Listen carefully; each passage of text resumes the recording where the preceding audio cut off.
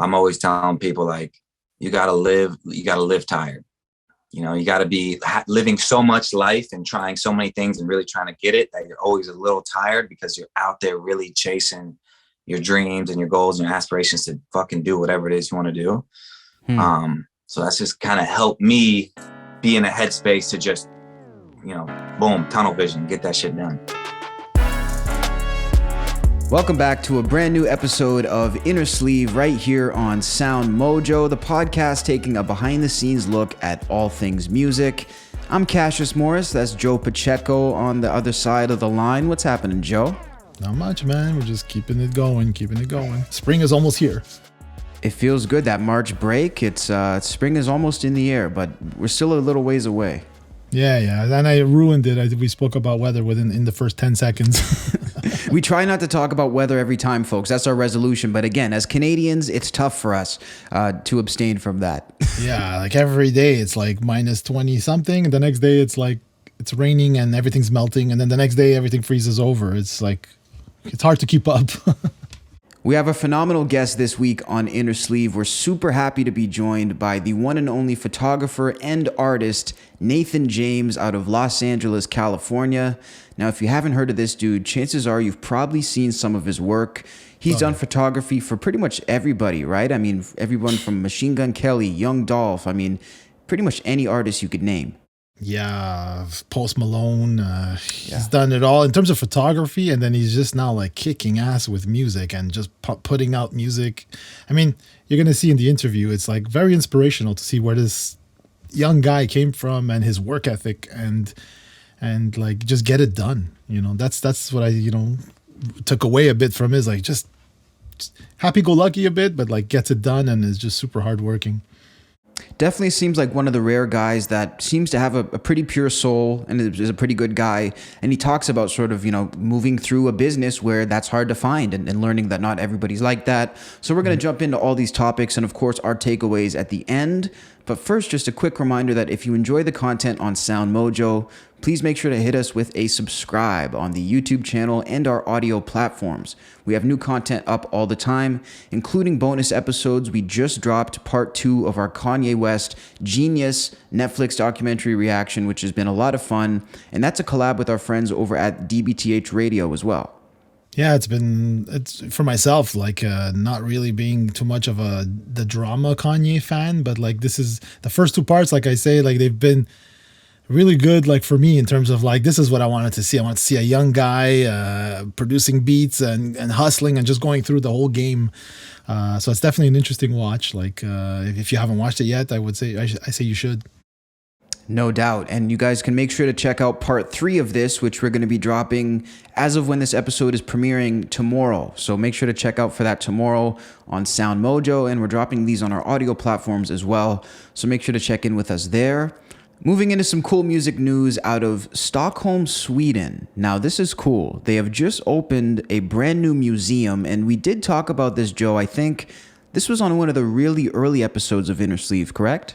Yeah, when Frank was one of our team members. Yeah, we spoke about this. Shout out to Frank. Yeah, shout out to Frank.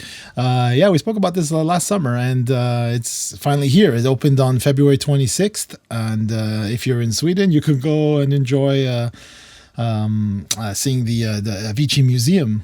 Now, they have a lot of different features at this museum. I mean, they have one of the cool things that stood out to me is the VR karaoke. Now, apparently what they have set up in there is a studio-style vocal booth in which you can go in and put on a VR headset.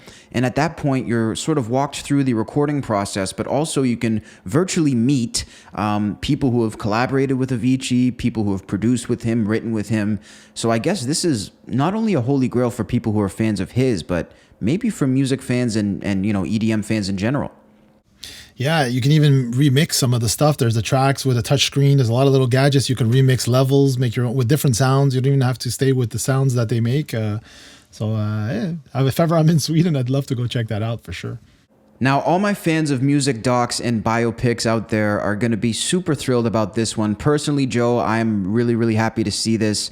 We've just got the announcement of Baz Luhrmann's ELVIS. Now, for anybody who's not familiar with Baz Luhrmann, a very prolific Australian director. He was the man behind Romeo and Juliet in 1996, The Great Gatsby, and many other huge blockbuster films. And this looks like a pretty promising movie, Joe. I mean, looking at the cast, pretty all-star cast. What are your thoughts on this? I'm excited. Like, I've always, as a young kid, always heard of Elvis, and like Elvis was like the king. That's literally his name, right? The king. And I'm excited, and I'm really excited, like having watched the trailer, that it doesn't just limit you to the beginning of Elvis or the middle of Elvis or the last Elvis. It seems to encompass all of Elvis. Well, that's what I noticed too. You know, yeah, I mean, you can see in the trailer from young to old, they definitely seem to cover it all. A very long trailer, 3 minutes and 15 seconds. So, I mean, I can imagine this movie is going to be quite lengthy. We have Tom Hanks playing Colonel Tom Parker, and Elvis is going to be portrayed by Austin Butler, along with Olivia DeJonge as Priscilla Presley. Now, the one thing, Joe, that I noticed, I don't know how you feel about this, but looking at the trailer, I don't think that really looks like Elvis to me. I don't know, man. Obviously it's never going to look exactly, but I mean, it's pretty damn good, man. That's the thing, right? And that's why, you know, and I'm not saying I'm bothered by this. I'm actually okay with it because it looks like a phenomenal movie. You can only get as close as, you know, you can get. And the thing with a guy like Elvis, there's not really people who, you're right, like there's not people who look like Elvis just walking around. Well, there's a lot of them in, Memphis, in Graceland? Well, yeah, and in Vegas, I guess, on Fremont Street. Yeah, there's a lot of them are torn up. No, but like, but when we heard, like, we didn't play the audio here, but when we heard the voice is pretty damn convincing. The voice is incredible. Yeah, and even the stance, when you see him jump on his tiptoes and do all those moves, I mean, that is definitely Elvis. I mean, but that's the thing. You can't be too hard on him, I guess, for the facial structure. Maybe I have too much of a high standard looking at Bohemian Rhapsody and films like that. Yeah, but I think it'll do well, obviously, and like, but I'm wondering, like, I always wonder, was Elvis the first superstar? Like, you know, we know the Beatles were, but like, was Elvis the first like global superstar? I think he had to be. In terms of music, maybe, you know, like. I think so, because even looking at the trailer, the only people who could have influenced him would have been gospel and stuff, and that was, you know, sure, it was adopted in different places in the world, but never world stardom. Yeah, I'm glad you mentioned, because like I'm like, you know, I know the Elvis that everybody knows, but I remember when I was working in radio, we had a gospel recordings, like very like simple recordings, like, you know, nothing like in studio, and like it sounded like it was in a church, and it was Elvis singing gospel, and I was enamored. I thought this was incredible, even for a mono sounding recording. I thought they were so good. So I hope they portray that a bit. And then, you know, the one thing that we all know is going to happen, right, is going to be that, like, as soon as this movie comes out, record sales, stream sales, like, Elvis is going to be, again, everywhere again, which I'm happy about, because, like, it's, you know, it's, I guess, refreshing to see something old come back. But, I mean, like, just to get more, like, because, like, I'm hoping, like, those songs will go back into the mainstream, like Bohemian Rhapsody had, like, a third life. So I'm hoping to hear Elvis everywhere. I'm hoping my kids, get back. Hopefully my kids will say, hey, this is cool, and start listening to Elvis because it's everywhere, right? So I'm excited about that. Totally. I mean, we've seen it with the Genius documentary with Kanye. I mean, The College Dropout is currently #2 on hip hop charts in the, you know, Spotify, Apple. It's on track to be #1 again, and it came out almost 20 years ago. So, I mean, it's unbelievable. Now, as promised, we have a phenomenal guest to present for you guys. We're going to catch up with the one and only Nathan James, a super interesting dude. And this guy has had so many experiences. I mean, 10, 15 minutes into the chat, we're talking about him being at Machine Gun Kelly's house and how he had to go quick because him and Megan had something to do. And he met Megan Fox. So it's like, if this is the first stories he's telling, you can just imagine what we're going to get into in this episode. So very excited to show it to you guys. And when we come back, myself and Joe will have some takeaways. I'm a monster, run for cover. Full of rage, I got no lover. I'm a monster, run for cover. Full of rage, I got no lover. Jeepers creepers, love cuts deeper. Am I dying? Where's my keeper? Jeepers creepers, love cuts deeper. Am I dying? Where's my keeper? We're back with another guest right here on Innersleeve, Nathan James. We want to thank you for joining us. What's going on, man? What's good, guys? Man, just another sunny day in LA. Awesome. That's it. Enjoying it, taking it in. I know you had a show at the Viper Room recently, which I did want to ask you about. How was that show? Yeah, man, that was so fun. It was my first time performing at the Viper Room, and we sold it out. So it's fun, good crowd, and just, you know, Sunset Strip's not like it once was in like the rock space and stuff. So it's still such an iconic place though. So hopefully wanting to bring the rock back in the, you know, the Strip a little bit. So What are some of the main changes that you would find on a place like Sunset, for example? Because I know there's a few hot spots around LA for that sort of were known for rock or still are. yeah, like Rainbow Room or Right. like the Roxy, Viper Room. Yeah, I'd say like those are kind of the main, at least like right now. Is there And a lot of, would you- Whiskey a Go-Go for sure, That's obviously. is there a lot of like gigs, shows going on now at this point? Oh yeah, there's a lot more happening right now. Yeah, full capacity, Especially like with- no restrictions Yeah. or anything. Oh, that's I cool. mean, you got all the mask stuff, and what's crazy is, you know, in LA, everyone's asking for, you know, hey, can I see your ID, your Vax card? Do you have a mask? Like, just so much stuff. You know what I mean? Mm. Yeah, I went to a Falling in Reverse concert the other night, and there's like 5 levels of like check-in before you could actually get inside. I was Wow. like, geez, fuck, you know? Yeah, definitely. Does that make it hard though to get excited about live shows? Because I mean, it must be sort of a challenge. Yeah, it definitely does. But it's all coming back. I mean, once people were in there, they, you know, no mask stuff. You know, I like seeing people's faces. I hate fucking mask. Oh my god, Hard to like, read the crowd, I would imagine. Yeah, it's really hard, and yeah, it's very tough. But I just booked my first festival. Speaking of shows, I'm going to be playing at So What Music Fest in Texas on the 29th of May. Congrats. That's huge. Pretty exciting. Yeah. What are sort of your expectations leading up to that? Because I know that a festival crowd it can be so much different than a regular sort of audience. Yeah, I'm super excited. I've yet to be able to perform live how I really want to, which would be drummer, guitarist, and bass. This music festival too, just because of kind of the last arrangement of stuff, I'm not going to be able to have the full band still yet, but I am going to have a drummer up there with me. So Nice. I'm excited for that. Yeah. So you're playing with backing tracks for now, plus drums and stuff? Yeah, I'll have to play with the backing track for now, but just no live drums in it. Okay. Yeah, exactly. Yeah, because I'll have a live drummer, you know what I mean? But when I Yeah. actually do like shows or like a tour, you know, I'll have the full band and I won't, you know, need all the backing tracks and stuff. So Yeah. Is it hard to find people well, I mean, it's almost a crazy question because I'm sure LA is such a hub for it, but how do you go about finding, say, a drummer, a guitarist? I mean, is it a certain website? Is it just meeting people on the street type of thing that you know? yeah, you know, that's a great point. Well, being in LA, like you said, there's so many creatives, but luckily for me, I am in LA and I'm very like involved in the culture and the scene. That's like super big for me being in that rock space. So I just know tons of motherfuckers who I just know or who are my friends. So it's not too difficult. And some of the best guys at that stuff are the guys that I'll, you know, use. Like a drummer I love using is Tosh. I don't know if you've heard of him. He's a very newer drummer, like in the scene. Been drumming for forever since he's like 8 years old. He's a fucking beast. Wow. I think he's actually the best drummer in the world. Like he's really, really good. That's Yeah. what you want cool. for your drummer, the best one in the world. Yeah, no, seriously, he is so good, man. He was filling in for the drummer Rook, MGK's drummer, when Rook broke his leg, and then he now is Jaden's drummer. And Fred Dirks just hit him up the other day too on Instagram, being like, "Yo, you're like the best drummer I've ever seen, new and up and coming. Like he's so fucking good. I'm telling you, he's amazing." So I may have seen him live at some point because I did get to see MGK live, and the drumming in his live sets it's like Olympic level drumming. It's insane. Yeah, now Rook is a phenomenal drummer too. He's also top tier, one of the best. But just my personal opinion, I think Tosh is just fucking animal. And he does it and he'll be like, go crazy, like he's going super hard, and then just be like, oh, cool, how we doing? Like just effortless, you know what I mean? Like not out Makes of it look easy. Yeah, he's really good. So that's a mark of a great drummer. You know, you mentioned MGK, and you've actually done some pretty cool work with him, right? I mean, photography, different things like that. Maybe talk to us about those collabs.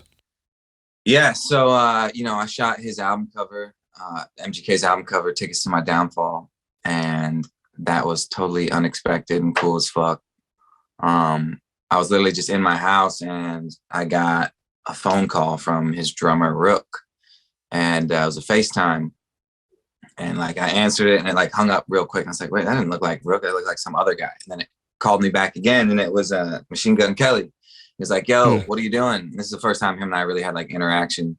And I was like, chilling. He's like, I want you to shoot my album cover. I was like, cool. When? He's like, right now. I got to turn it in. So, there you go. Duty calls. Yeah. And then he's like, yeah, we did it at his house. And then literally the day after that, we thought we got the cover. He calls me back up, is like, yo, we got to reshoot it again. And he thought the photo looked too like editorial and wanted sometimes a little more like rock star. And so I was in the middle of a photo shoot when he had hit me, and I paused that shoot. I go, look, I'm so sorry, but we got to do this later tonight. I got to go shoot this cover. It's going to be big. Wow. Hey, sometimes you got to do that. Yeah. I knew the situation. I was like, you know, if this is going to be an iconic thing, I got to go, you know, cancel whatever I got to do and go do this.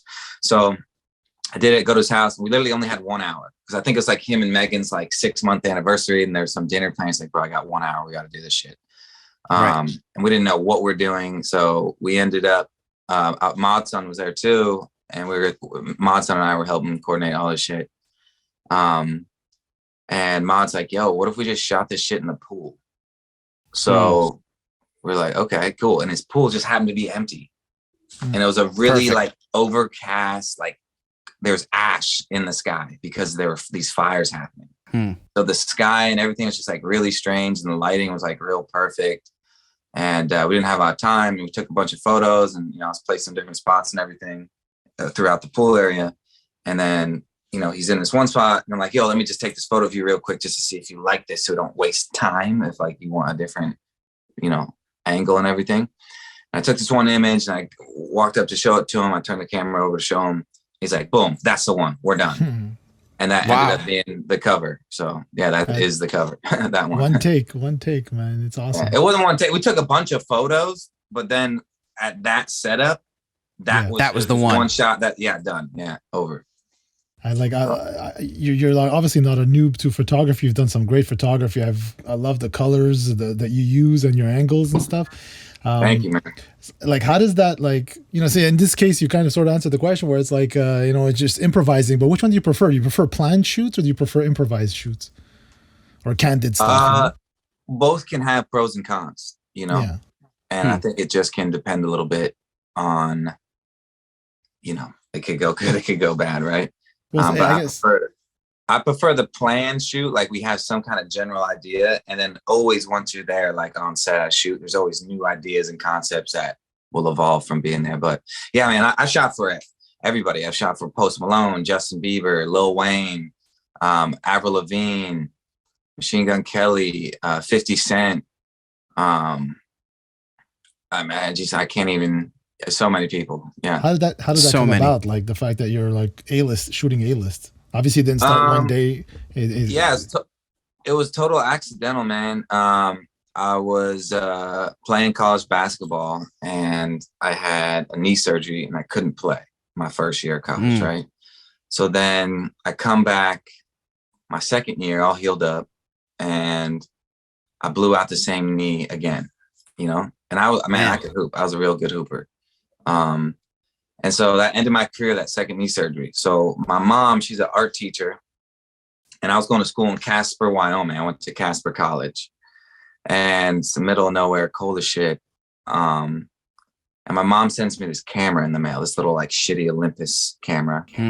And I start just taking photos in these alleyways, like on a tripod, pressing the timer, running in front of the camera and like posing, you know what I mean? And, what was funny is from doing that, I saw this guy on Instagram with hand paint shoes, like actual sneakers, like customize them and paint them, you know? I was like, that's sick. I love that, you know? And at that time I was like super into like collecting shoes and all that shit. So I started to customize and restore all my shoes. And then my teammates saw me like, bro, what the fuck? Like, those look sick as shit, you know? Because it doesn't look necessarily like it was painted on. It looks like factory made. Okay. So they would look really nice. You know, I could change the colors and make, you know, colors that were never out, you know. That's a crazy skill. Yeah, so I was doing that, and I'd be in my dorm room all night long painting, and then, you know, they would pay me to do these shoes. And then next thing you know, more people knew about it. And I had this little shoe business of painting shoes that I never even like thought would be a thing. So here I am in college, never like had any money. And now all of a sudden, you know, I'm making money. So I was just going to class, staying up all night painting, and just making like $150 to $300 per set of shoes. And my dorm was just like a stack of shoe boxes. Boxes, yeah. Yeah, so it's great. And I did all that shit. Then I moved back home to Denver, Colorado, because to finish my last 2 years of college, and kept doing that there. And then that's when I got into photography like way more, because I started to do body art on girls. Okay. And because the same guy, John Bourne, that I saw painting shoes, started to paint women's bodies like naked. I was like, that's sick. I want to do that. And I was like, where am I going to find a girl who's willing to, you know, stand up naked for like 8 hours and let me paint them? And I was like, the strip club. There you go. So they're comfortable being naked, you know what I mean? And so I started doing a bunch of those, painting a lot of girls, and I would, you know, take photos when I was done of what I like painted. And that's when I was like, damn, you know what? I think I want to just get into doing more photography stuff. So I started going down more like actual like photography route shit. Because before, everything was just to take photos of like the shoes that I painted or the bodies that I painted, you know? And then I'm out one night, and this is where it got really crazy. I was out one night, and I meet this just random girl, and I'm like, yo, I'm trying to do photography. Would you want to do like my first shoot ever? I would love for you to be a model for it. She's like, sure. So we set up the shoot. I did the shoot for this girl, right? Literally the next day, my boy's like, yo, you should talk to this lady over here. And see if, you know, she can help you out with stuff. She's like in that field of that type of shit. Right. So I was like, all right, cool. So I go up there, and I'm, you know, talking a big game. Like, you know, I'm this big photographer guy. And so she goes, do you have any work you can show me? So I literally had this one photo shoot from yesterday that I did. And I was like, you know what? I lost my hard drive. So this is the last current shoot I have. This is all I got to show you. You know, so it's kind of like the whole fake it till you make it type shit. Quick thinking, like, man. Yeah. So she was like, damn, this is pretty good. And she goes, you know, Mac Miller's coming into town to perform at Red Rocks at the end of Halloween. Wow. Or on Halloween. And she's like, have you ever done anything like that before? And I was like, oh, fuck yeah. All the time, every weekend. Yeah, all the time. And she's like, that's great. He needs a, you know, day-to-day photographer, whatever, when he's there. We'll lock that in. I was like, excellent. you know? And so that's how that happened. And I got there super early the day of that show for sound check and everything. And this guy comes walking down the stairs, and he's also an artist. I don't know who he is. And he's talking to me and everything. And now keep in mind, I knew nothing about really like photography. So I had a 30-day time period to learn and try to figure this out before this show with Mac Miller was happening. You had a bit of time. I was sneaking into clubs, bars, borrowing my friends to take photos of them at night. Bro, I could not figure this shit out. It was YouTube videos, camera stores. And it's funny because what I know now with photography is, someone asked me what I was trying to learn, I could literally just take 5 minutes and explain them everything. But it felt like everybody was, you know, trying to prevent me from winning. You know, so strange. It was so weird. I was like, I'm telling you, the info I know now is like, it was almost as simple as like, I was asking for the answer of, yo, can someone tell me what 2 + 2 is? And everyone's like, nobody wants to tell you. You got to add that number and subtract. But it's like, nah, bro, 2 + 2 is 4. Right? It was just could have been so like straightforward answers, you know? Wow. But yeah, so this guy comes walking down the stairs, right? And I had more work to show at this point. And he goes, yo, you're a photographer. I'm looking for a touring photographer. And he shakes my hand. He's in this big rush. All his homies are getting in the Uber. And he goes, get my number. And he goes to shake my hand. He goes, Tory Lanez, which is like a big hip hop artist guy. That's how I started to meet with him. And then we're Canadian, so we know. Yeah, Canadian. Yes, you know Tory Lanez, right? Yes, sir.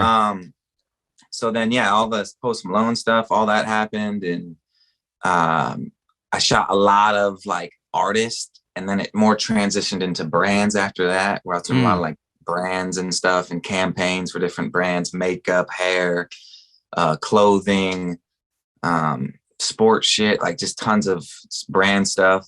And then It's almost back to your roots back. with the sneakers. Yeah. And then it fell back into more doing artists, but in a whole new form when I started really doing my portraits.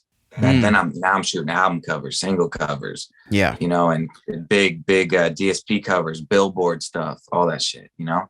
And like as a little kid, I grew up just being like a skater, just BMX skate park, bike, I was just a little fuck, you know. So troublemaker. I really was, I was like a little rebel guy. And just to see everything come full circle, I feel like I'm very diversified in just types of culture, you know. I was fortunate enough to be brought up in a position where, you know, I wasn't just stuck to like this stereotypical, like just white culture. I got to experience just kind of everything from African-American, Mexican, you know, everything, you know. So like my taste, my palette of music, fashion, style is so broad from just being, you know, raised around every type of style, culture, genre, right? Which kind of is me in one at this point, you know. Like even like some of these unreleased songs I have, bro. I have a crazy Latin rock song that Latin rock. Yes, Nice. That I don't want to speak too early on it, but just there's one of the biggest Latin reggaeton artists in the world. I mean, you could guess who it is, but he's hopefully gonna hop on this song with me. So if that happens, I'll change my life. Yeah. So like I'm singing in English, he's singing in Spanish, and it's like this really cool mix of the genre blend. That sounds interesting. With the rock, you bring in the rock, and he brings the. Yeah, that'll go. I'm telling you, if I were to play it for you guys, you'd be like, "What the fuck?" Because I'm telling you, there's nothing out there like that. It's a crazy sound. I can't believe it came out that well. I didn't know how like it was gonna, you know, those two worlds and everything. But wow, it is a banger. So I hope that comes out eventually.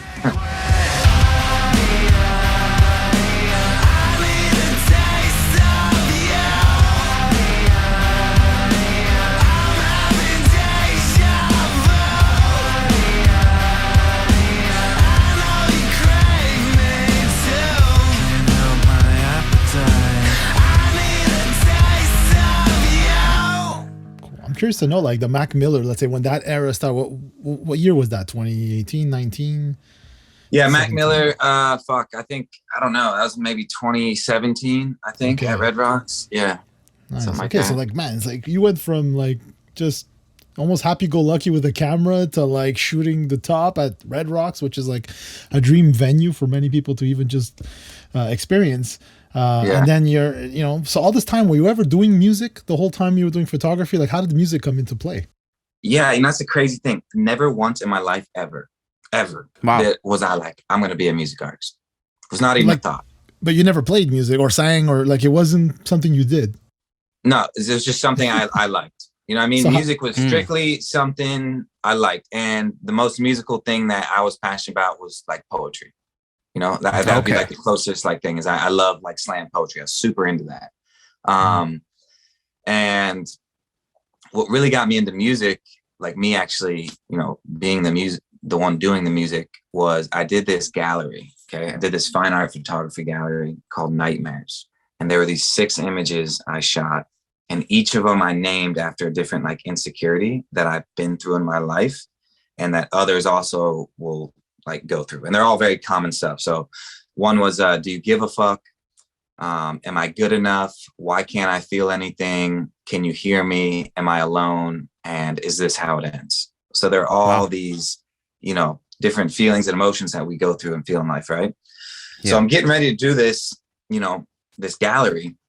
And I'm like, man, what's another art medium I could apply that no one else has done in the photography space? And I was like, what about music? I was like, what if I myself made songs that fit and describe somewhat of what the pieces represent, you know?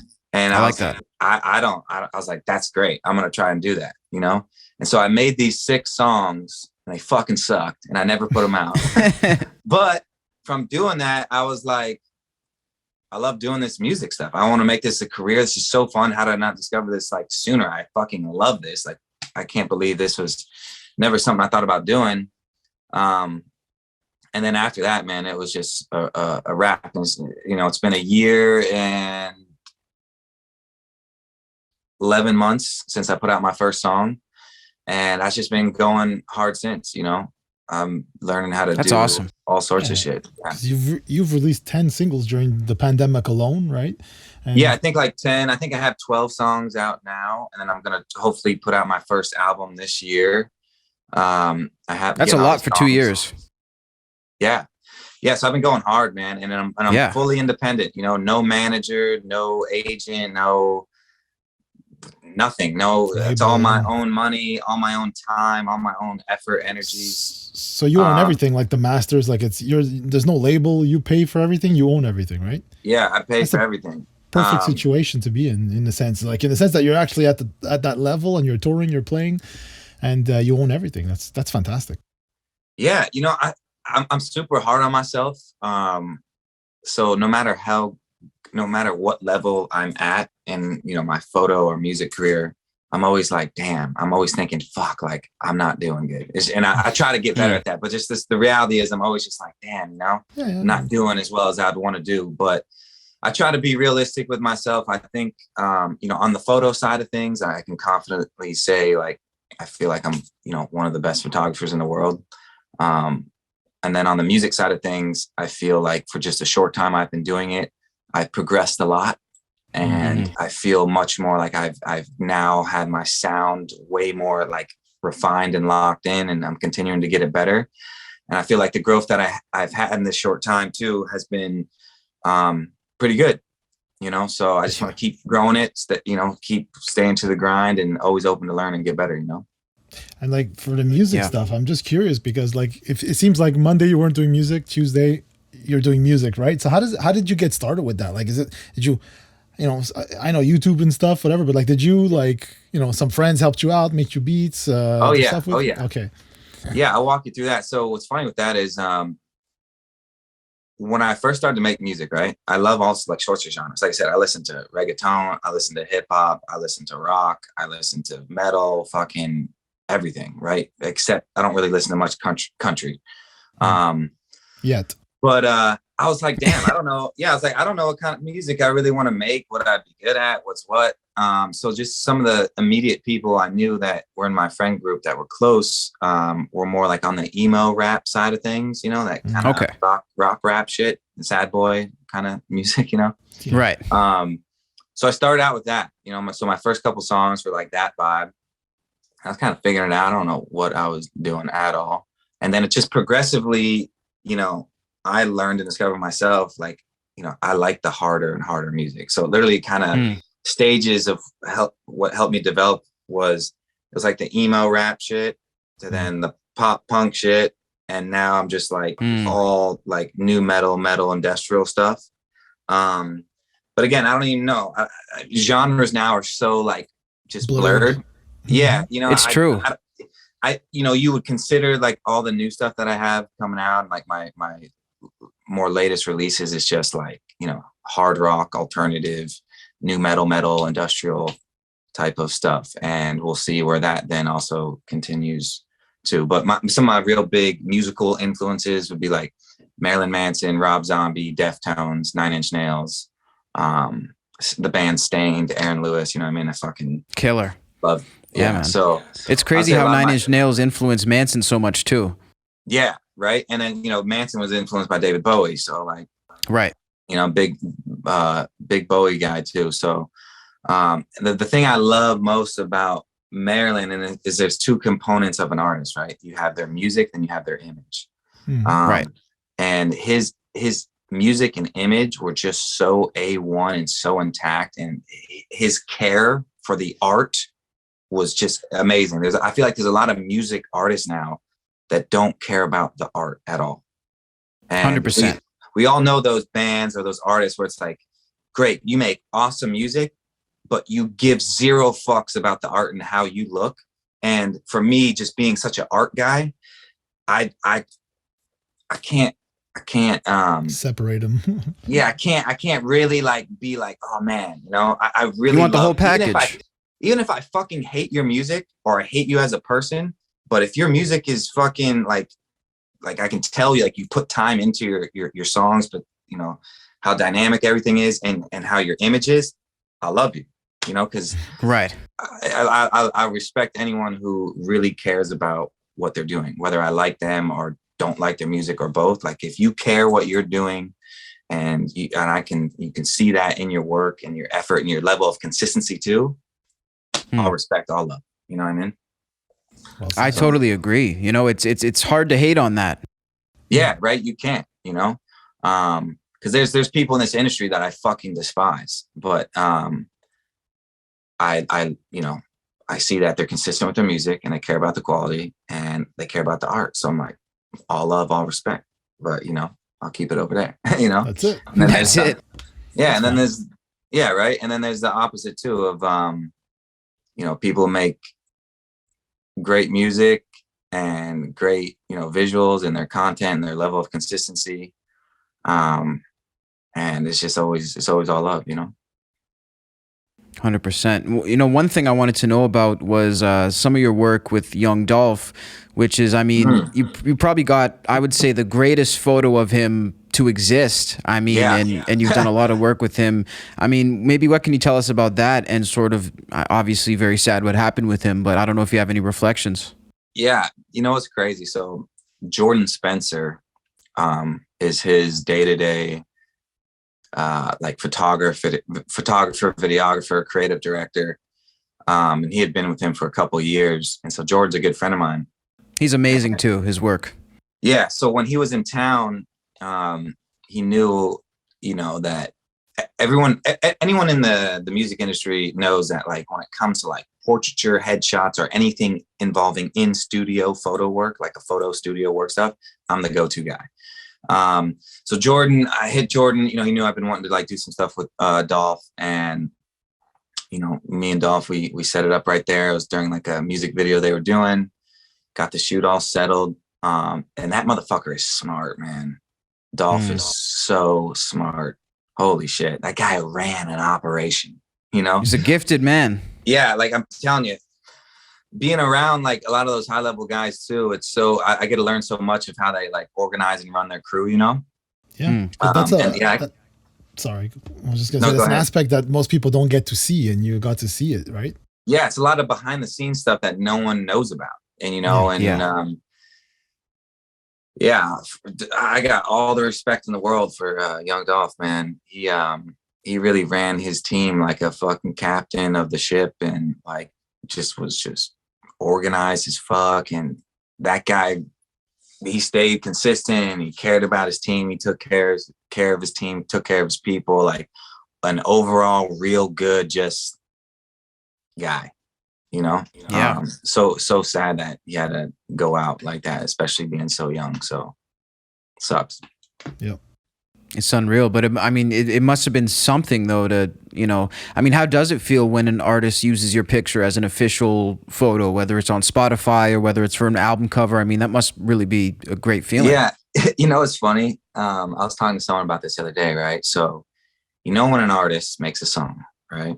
And it gets a stream, right? And they get a stream, they get paid, you know? I was like, man, imagine if it was like that with photos. Of all the photos I've taken, if for every person that sees it, yeah, right, I get a stream, I get paid, I'd be rich as fuck. Holy shit. That's it, just off of the impressions, right? I've taken, I mean, there's so many, like, I forgot I shot the Young Dolph photo when I was mentioning people I shot for. And like, there's so many people I've shot for, and just different images, whether it be DSPs or covers or billboards and stuff, you know? I wish there was a way photos had that, you know, instead of it being a stream, it's an eyeball view, you know? Yeah. How do you feel about NFTs? Cool. Yeah. So NFTs, I'm trying to get into that space. It's just so much juggling being a one-man show right now. But I've been talking to a bunch of different high-level managers, trying to, you know, because a manager can do one thing, do absolutely nothing from you and just take your money, or change your career. So, right. I'm I'm really just trying to make sure I get someone who's just believes and invested in me, you know? And I got a couple people that I'm talking to. So hopefully in time here this year, I get something locked in. I get on tour as an opener for a bigger act. And I just want to keep creating, man. I just love creating. And I wish I had just more money and bigger budgets to do like the visuals and videos that I want. But, you know, balling on a budget over here with the videos, that shit costs so much money, you know, we can relate, man. And then sure. to try to do it every 6 weeks like I do, I try to drop a new song, a new video every 6 weeks. Plus on top of all the other shit I'm doing, it's like, boom, you know, money's just gone in and out, you know? It's insanity, man. It's so costly. In terms of like promotion and stuff, which social media do you find is the best for you? I'm just wondering, is it TikTok, Instagram? Yeah. I think all are good, right? Because any platform that can get people to see your stuff is good. But the best app, social media for someone to be on now is for sure TikTok. TikTok is so viral. Look at my homie Swaco, right? Like, I mean, he says it himself, like, you know, TikTok made his entire career. You know, first was his song Fast going viral. And recently he did that other song Paralyzed. And he did that TikTok to it. And like, I don't know, right now has like 74 million TikTok views on it. And from that TikTok video alone, like just did a crazy amount of pre-saves and streams and like literally changed his life. He grew 4 million. From that one TikTok, grew like 3 or 4 million followers on TikTok. That's insane. Yeah, Instagram followers went up, YouTube subscribers went up, all from that one video. Like crazy, like literally, you never know if you post a video on TikTok, as a music artist, one could really shape everything just overnight, you know? And it's happened. Like we talked about Post Malone recently on the show. I know it wasn't on TikTok, but like even with SoundCloud, he puts up White Iverson and he wakes up to a different world essentially for him. Crazy. Yeah. Right. So like Billie SoundCloud Eilish at that time was like that TikTok viralness, you know? Right. And where it's different is, you know, like social media as a whole is so new, you know what I'm saying? And so when it first came out, you know, we're so conditioned to know that like, you know, so many things are like set in stone. And now people are understanding that with social media, each social platform has their runs, you know, like right now it's all TikTok run. And eventually that will level out, just kind of like Instagram has leveled out. Like if you're a music artist, you are not going to go viral off of Instagram. Probably not. Very, very, the algorithm just doesn't work like it once did. But with TikTok, very high chance that can happen. And who knows what the next thing will be in the next, you know, 2 to 3 years or 4 years, whatever, what the next deal will be. But yeah, if you're a music artist and you're not on TikTok, you are fucking losing. Like one of the number one priorities I feel like as a new artist is you got to be on TikTok. And you got to take it like a job. You got to take that like making songs. You got to make songs and you got to make TikToks. What would you suggest? Like what type of TikToks? So some people aren't comfortable. Like they think it's still dances and funny stuff. What would you suggest? Dude, I know. Yeah.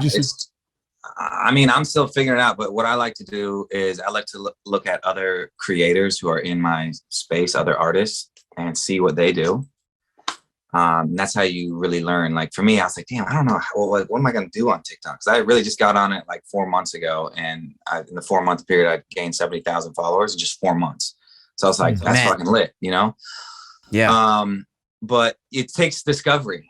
You know what I mean? It's so crazy. You can post one video and it does 500,000 views, and you can post another video that does 1,000 views. You know, it's just it's not like Instagram. It's a totally different platform. So like people got to wipe out like what they know of Instagram and YouTube and just like, it's a whole new thing. Just erase the mind. It's brand new.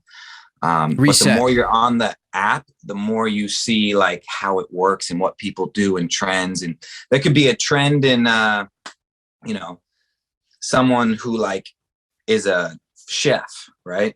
Like, and they're all about food, but you can see that trend concept and apply it to a music idea. So there's many ways to like, if you're on the app, you know, you'll learn so much from just seeing what other people are doing and looking up hashtags and then videos Right. of those hashtags will like really genre specific it, and then of like what are the most trending popular tags for new metal or metal, right? And the last month, and you'll just see these are the most viewed, most liked, and you can see what already worked well for people, and then you can flip it and make it your own. What freaks me out when I look at the hashtags on TikTok, or let's say like we're doing something here for SoundMojo, we do on this day, which is, you know, today this album was released or this artist did this. And like when I want to hashtag, let's say like, I don't know, Jimi Hendrix, right? Yeah. So we're so used to Jimi Hendrix. Everybody knows Jimi Hendrix. But when you go there, you see the numbers are so small compared to how many hashtags for something else, right? Like Led Zeppelin is like, sure, there's going to be a lot of Led Zeppelin, but nowhere near as much as, let's say, Bieber or like some of these other names are in terms of like 5 billion hashtags. You know, this has been used 5 billion times. So it's like, it's kind of for me, like as an older person who grew up on like the whole metal stuff, you're like, wow, this is like resets your brain is like, wow, okay, there's a whole new world out there. It's like, it's not just like the staples of U2 or let's say the names that we're all used to hearing, right?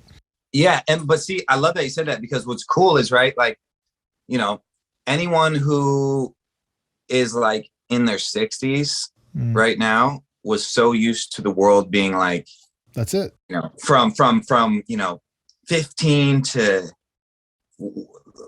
I don't know what the time limit is, but just not a lot of change happened over time. You know what I mean? So much time would go by, but not a lot of change would happen, right? Exactly. Whereas now, so much change happens yearly.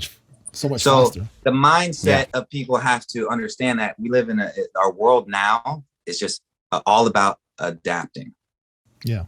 You know, quicker. And everything is so short term, meaning there's, like one day, this is how you do this thing. Well, guess what? 6 months later, a year later, now there's something better. And now you do it this way. So I think our process of having to learn more and more often is at a way higher rate than what it was, you know, way back in the day. Because like I said, there was just way less change. 20 years would go by and like nothing really changed. You know what I mean? Right. You could just apply the same methods and rules. Whereas today it's like you said, like every week it's something new, you know? Yeah. Every week, some shit. You're literally every week is something new. There's a new trend here. There's a new thing there. There's a this, that. Like it's insane. Yeah. It's tough though when you're an artist, because I mean, we've talked about some, you know, younger up and coming artists and they feel like they're on a hamster wheel, you know, 16, 17. I mean, it's hard to keep up with, you know? Yeah. No, it's very tough, man. And like for me, you know, because there's not many artists that are juggling also a full-time photography career. I can't name any, as a matter of fact, especially at the level of photography that I do. You're booked, like, so it's tough. There's always something for me to do. It's just a matter of, do I have the energy to do it, or do I try to do it the next day? You know. Do you ever take breaks? Oh yeah, all the time. I have to. You know, I'll usually go as much as I can during the day, and when I burn out, I just like to lay in my bed and watch Netflix. You know. We all need it, man. Days, man. yeah, man. And I like going on walks. I'm a big walker, dude. You'll catch me on the streets 3 a.m. just walking around at night. I do a lot of way walking to do too. it, man. Yeah. Get that energy out. So you got the festival coming up, your first festival. Is there anything else you're really excited about right now, or that maybe you want people to know about? Yes. So, the next song I'm gonna drop is called "Sex Doll," and oh my God, just a banger, dude. Like if you had to label the genre, what would it be? So check this out. It's going to be my own genre, right? I don't know what I'm going to call it yet, but here's what it is. If I like what I'm really discovering, I have such a clear vision of my music now, is how I like my music to sound is two components. Number one, I'm going to punch you in the fucking teeth. Number two, I'm going to fuck the shit out of this girl. I'll be right back. Right. So like, In the song "Sex Doll," it has both elements of punch you in the teeth and fuck the shit out of you, right? And that blend, I love so much. Like that energy, that feeling of the sexy and violent is so, you know, just powering, and for me just fits so well. And like the song "Sex Doll" has the combination of both those energies, you know. Whereas like my song "Appetite" is very just, you know, the sexy energy. Right. And like Akasha also is sexy and aggressive, you know. But Sex Doll is a very cool like mix, and I like, and the lyrics are very like direct and like like make you look over at your friend and be like, oh, I can't believe you just said that. You know? Yeah. Okay. Did he just say that? Yeah, I like to evoke a lot of my new stuff too. I like to like make people have that moment where they're in the car listening with a friend and they look at you like, oh shit, like, whoa, he just right. Like, you know, he went there. Yeah. So I'm pumped about that. Pumped about the shows. I'm also going to be, it's so crazy. I think it's going to happen. Literally the same day I booked this music festival is the same day I'm doing something for South by Southwest. Wow, I don't know the huge. details of it yet, but yeah, they reached out and I'm going to be doing something there too. So it's cool, man. I'm just trying to stay positive through it all. It's really hard. I struggle a lot mentally with handling it all. So there's definitely moments where I just feel like I can't do this anymore, and you know, it gets tough, but I try to just get up and just take a few steps forward and keep going, you know. Go for a walk. Yeah, go for a walk. That's it, man. Literally, right? You're killing it though, dude, for real. Like you're with the photography to the music, and we're definitely going to be watching all the future, whether it's shows, posts. You got us behind you, man. 100%. Yeah. Thank you, man. You know, someone I really want to shoot with is Billie Eilish. So dope. I love her. She's amazing, eh?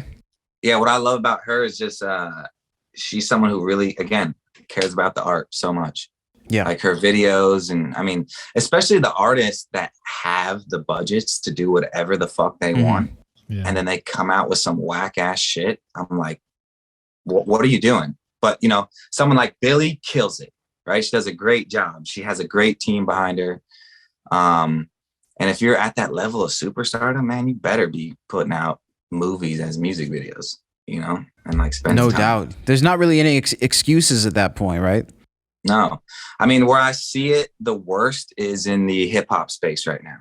You got these hip hop artists that got all the bread in the world. You know, they got, you know, $1 million chain on, but a horrible fucking music video. I think, and it's just so backwards to me, you know?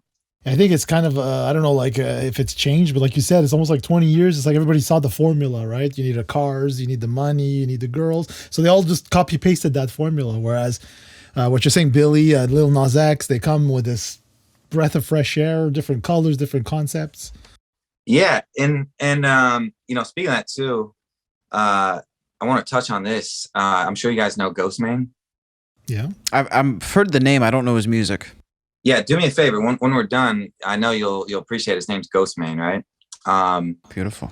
I don't know what he considers him as an artist. You know how artists are like, you know, I'm not this or that. I'm just an artist. But he's fucking sick as shit. And I would personally say he's more like on the trap metal, new metal side of industrial things. He is so good. He is so good. I feel like there's not a whole lot of new guys and fresh faces doing industrial or new metal or hard rock, whatever the fuck you want to call it. Other than like, you know, a Kim Dracula or Ghostemane or Poor Stacy, and myself. And it's really cool to see that coming back. My prediction is we kind of had this pop punk revival, right? But first it started at the emo rap level, and then it graduated to pop punk. And I think the next real big wave that's going to happen, and the pop punk wave has not even really hit yet, you know, but the next thing that's going to be a fucking tsunami, I really think, is like the whole new metal scene is really going to come back super heavy, because, you know, everyone graduates, you know, they want it harder and harder. It's just how music listening process goes, you know? It's like you drugs. Want new info. Yeah. Yeah. You know, at first this little bit of drug is good, and then you need more and you want more and more of a feel. It's just like, it's a process, you know? Yeah. That's it, man. The antidote. I love it, dude. You know, in all honesty, I mean, you know, I'm just speaking for myself here, but rock does need a shot in the arm. It's been a while, right? They need like a new face, basically. Dude, I love that you were speaking on that, because rock is just so fucking rock and roll. You know, it's just such that energy of like, fuck yeah, like just being a punk, doing your own fucking thing, one of a kind, your own man. Opinions, your own thoughts, your own just like vibe, your own energy. And it's Against so the grain. cool to see it being revived more. And I know it's just going to be more and more as like things get going here as it's coming back. But like I said, I'm such about the culture, and just like, that's the biggest thing for me. It's just like the culture and the scene and the community. You know, like as a kid, like I said, like I just grew up on that shit. And, you know, not just on the music, but just on the lifestyle of just what, you know, the music's about, and just, you know, being free and shit, and just, you know, doing your own things and stuff, you know. Like there's people out there who really need it, you know. Like me, I was a special ed student. I was held back in school. Like I was picked on, I was bullied. I always dressed super weird. And like there's those, you know, beautiful weirdos out in the world, whether they're strange or not. I mean, it's just like, it's so needed in a space where like, it's just like for that outcast like community and culture, and just all types of people just need that shit. And it's clear. I mean, people are drawn to it really heavy right now. You know, you got people who used to never listen to any type of rock stuff. Now it's their favorite genre and all they listen to. That's fucking great. I love it. You know, that's what the culture needs. It's refreshing to see. I mean, how do you feel about the relationship with rock and rap? Because I mean, for example, we spoke on MGK. For some reason, he seems to be getting a lot of pushback for sort of, people say he's changing genres, but I don't really see it that way. I just see it as him doing a different project. Yeah, not at all, man. I mean, he's, at the end of the day, he's an artist, you know? Yeah. And artists can do whatever the fuck they want, you know? And he is an even better artist, in my opinion, for switching genres and being able to do it so well. You know, there you go. If anything, people should be commending him on the fact that you killed it in the hip hop space, and now you're even killing it more in the rock space. And you're considered like arguably one of the biggest rock artists in the world right now. Like, holy shit, that's fucking talent. Yeah. You know what I mean? It's hard to argue with that. And it takes balls. Like that's true. To be at the level that he was at as a hip hop artist, to then totally switch up. That's a big like shit. How's that gonna go? You know? And he know, nailed it on the head with that. Yeah, it could have gone completely sour, but nope, he nailed it. Yeah. So it's a huge gamble, man. Yeah, I love it though. Nathan, thanks for taking the time to chat with us, man. This has been it's been super cool to get some insight, and I really, you know, speaking of people who, you know, care for what they do, I appreciate your care for the craft, man. Like you can tell, you really love the photography, the music. It's just what you live and breathe, and we appreciate that, dude. Yeah, thank you, brother. It's and where can people find you online? Social, everything's just That's Nathan James or Nathan James. I'll pop up, you'll find me. Awesome. But you were going to say something. Oh yeah, I was just going to say, I mean, the mentality I always lived through is just no excuse, just produce. You know? I like that. Yeah, it's simple, right? Like you think about it all the time in our world, right? People, oh man, I didn't move here, I didn't do that because, you know, what if, da da da. And what helped me just get to the small level of things that I'm at right now is having the mindset of no excuse, just produce.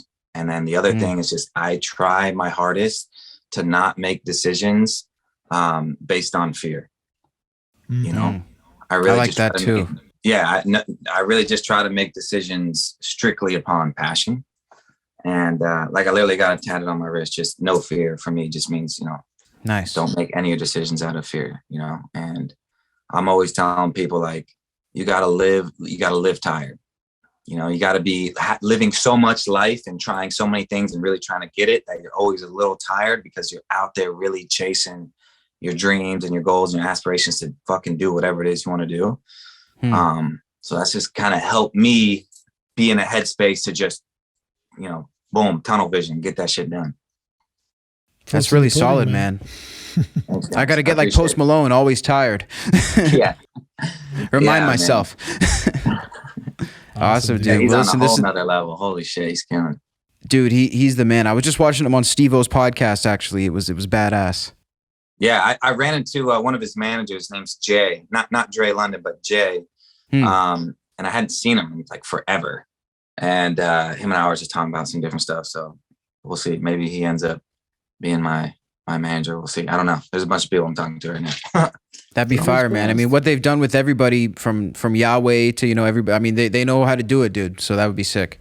Yeah. Oh man. Speaking of which, I think I don't know if it was I remember I did this Tyler Yahweh shoot. It was before he even had like 10,000 followers.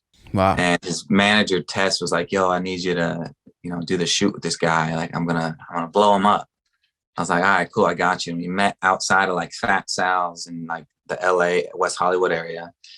And like, he was just like couch surfing at the time, I think. Wow. Or living in Florida. I can't remember the full what we were talking about. We were literally just sitting outside on the street corner, just talking, and did a couple photos. And that was like the first shoot him and I ever did. So it's just crazy to see man. Guys like always elevate. And even Arizona Zarvis. Okay. He moved to LA when I did, and my cousin went to fucking college with him. And my my aunt helped find him an apartment when he first moved here. And wow. Crazy story.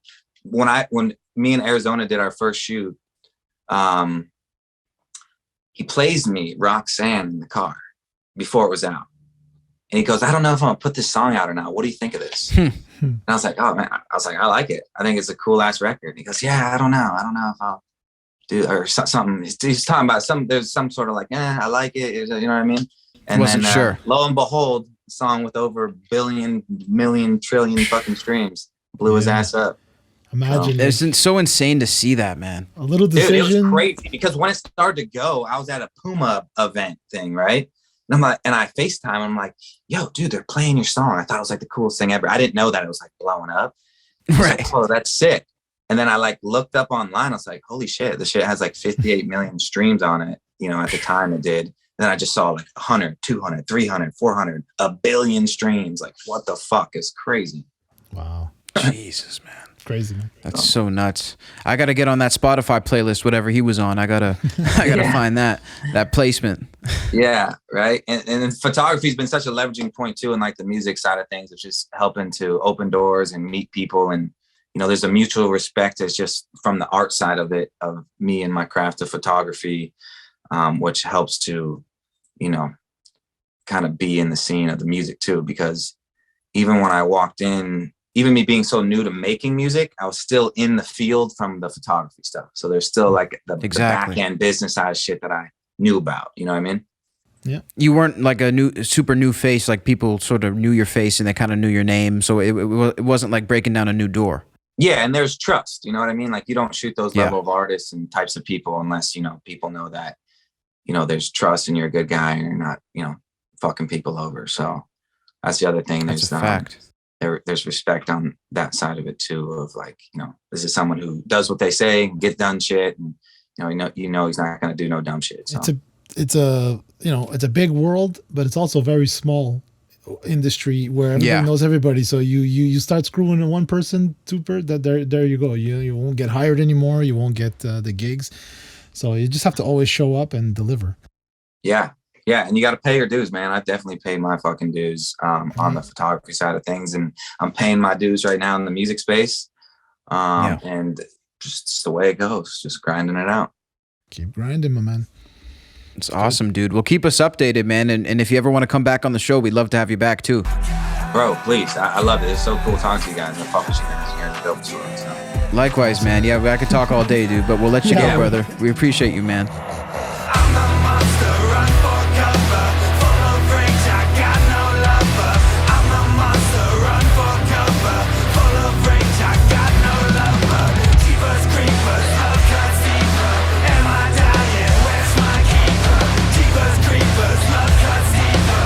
Am I dying? Where's my keeper? Big shout out to Nathan James for joining us on episode 63 of Innersleeve. And I gotta say, Joe, I had a really good time chatting with Nathan. I think he's, like I mentioned off the top, one of those guys who doesn't seem to be in it to take advantage of people or pull one over on people. From what I can tell, from chatting with him here, he seems to just really be interested in making great art and living a fulfilling life. Yeah, man. I mean, he's, like I said before, he's like happy-go-lucky. He just ends up in one situation, sees a girl, let me do a photo shoot with you. The next day runs into somebody who's connected to Mac Miller. I mean, come on. Like seriously, your first, I've shot I've shot like a lot of shows, and yourself as well, right? But like I mean, some of my highlights that I remember being like Alice in Chains, Joan Jett, you know, and I got to meet them and stuff. But I mean, I didn't get to like shoot for them. You know, that would have been incredible.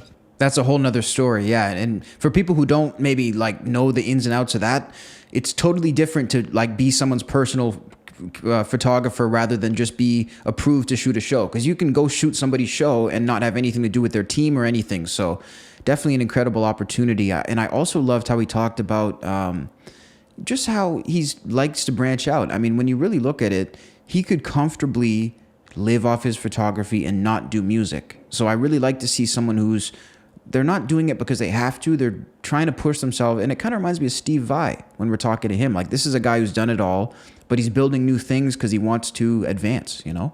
Well, a challenge, right? It's it's always challenging yourself and pushing yourself to do better and improve. And like, I mean, the guy, he said it, he's dropping a new single and a video, which is expensive, paid out of his pocket every 6 weeks. He's trying, at least, you know, and that's pretty like, wow, you know, 6 weeks. It seems like it is a lot of time, but at the same time, you know, it's like when you have to put out a song, shoot the video, edit the video, get all the marketing and everything ready behind it, and then do all the social stuff. It's a lot of work. It's like 6 hours in music years. You know, like dog years, we got music time. So like 6 weeks is 6 hours, just about. Yeah, and I also like the fact that he's, you know, like he had a basketball injury and ended up painting shoes, you know, and then having his dorm room full of shoes. I mean, like, it just seems like a guy that's just not going to stay still. He's always moving, doing something. But at the same time, he also mentioned he likes to go for walks, take breaks, because eventually he'll burn out, right? You know, so it's like, it's interesting, you know, like that work-life balance thing is like, is the trick. It's really the trick. Live tired, I think, was his quote, that he wants to be tired from doing so much cool stuff that he's always just a little bit tired. I think that's an all right rule of thumb, though. I always quote like two like 80s artists, or like, you know, like I always quote Ozzy Osbourne as the no rest for the wicked. That's where I got that thing, you know. So it's like you just keep going. Or Bon Jovi, even himself, he had that song where it's like, I'll sleep when I'm dead. You know, so it's like, don't worry about it, man. I'll sleep when I'm dead. You know, when I'm alive, I want to, like, you know, do the thing, you know, but obviously we can't, you know, eventually sleep is extremely important. So we need to have it. It's almost like beneficial, like 8 to 10 hours, even though I think I manage maybe 6 to 7 hours. I'm with you there. You know, 6 to 7 is like, that's like 12 for me now. Yeah. Yeah, that's it, right? Like weekends is a bit longer maybe, but like, no, but it's just going back to Nathan. It's, I'm like, you know, not envious in any way, but more like inspired and seeing like that it could be done, man. It can be done, you know, like. It's a big motivation for sure. And we have a tip of the hat to him from the entire crew here at SoundMojo and WatchMojo. And thank you for checking out this brand new episode of Innersleeve. We're 63 shows in. It's been an awesome run. And make sure to follow us on all social media at SoundMojo. We're posting On This Day in Music almost every single day of the week. So make sure to go check that out. We've been getting some great reactions to that. On our YouTube and audio pages, we have brand new episodes all the time. And on the YouTube pages, we have community tabs and polls. Now, we put little questions up, little polls to figure out what you guys want to see and hear on the show. And we're very interactive. We listen to what you say. So let us know. If you request it, you'll probably see it on the show. And of course, make sure to go check out our merchandise. We have crew necks, hoodies, shirts, shorts, t-shirts. I mean, the list goes on. And the link should be down there if I'm not mistaken. All links should be down there. Beautiful. Anything else, Joe, or are we good? I think we're good, man. Like, this is a great episode, great artist, you know, someone who's up and coming, but already establishing himself. Like within the last 2 years, dropped 10 singles, videos. I think this was a really good one. Really good one indeed. Thanks so much for checking in with us, guys, and we'll catch you on episode 64 of Innersleeve.